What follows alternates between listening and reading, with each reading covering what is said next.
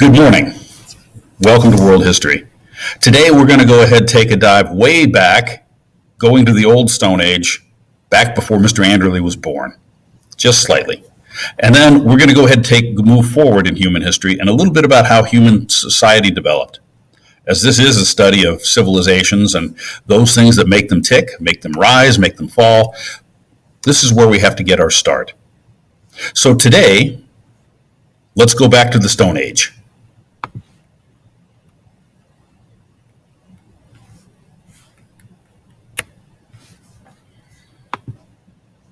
Our objective today, you're going to learn about humanity moving from Old Stone Age to New Stone Age, and you're going to be successful when you can explain how and why people developed larger settlements starting about 8,000 years ago.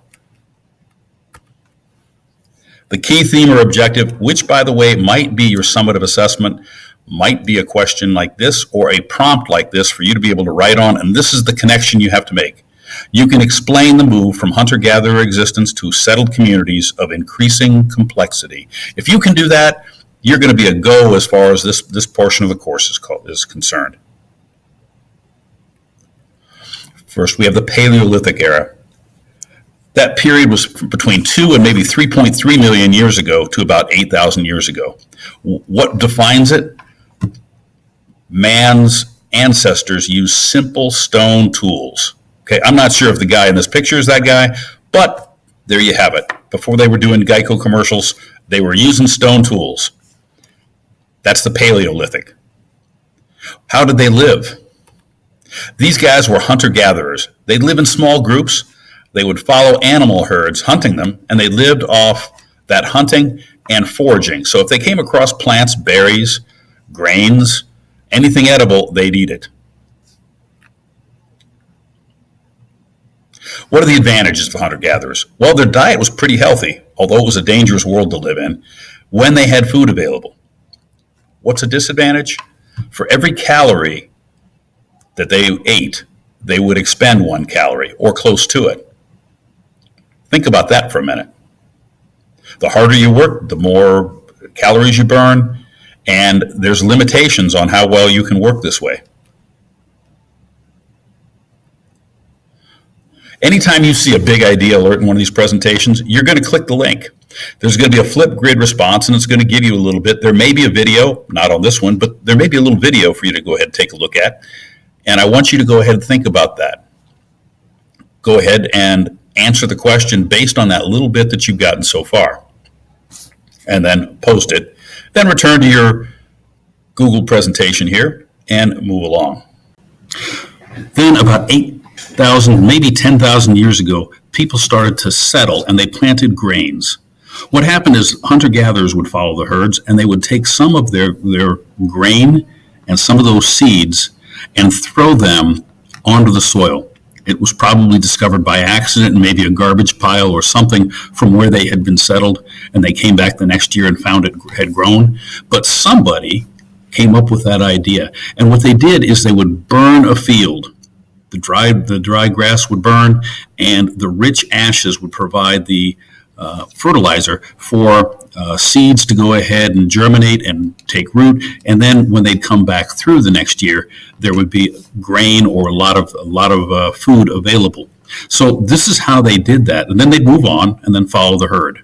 Still hunter-gatherers, but their caloric intake started to grow. Eventually, they decided to settle down and begin that kind of a lifestyle as in an agricultural community. Okay, here's another really important point here. Where hunter-gatherers would only go ahead and get 1 calorie for 1 calorie expended, in agriculture, 50 calories were brought in for every calorie expended. Think about that for just a minute. What is that going to do for the population, the health of the population? Think about how is that going to change the way they live. Okay, I need you to go ahead and click the link, go to Flipgrid, and another reflection. Think about those kind of changes. There's some directions there, and Get that knocked out, come back, and we're going to go ahead and do a final wrap up on the Neolithic and Paleolithic eras.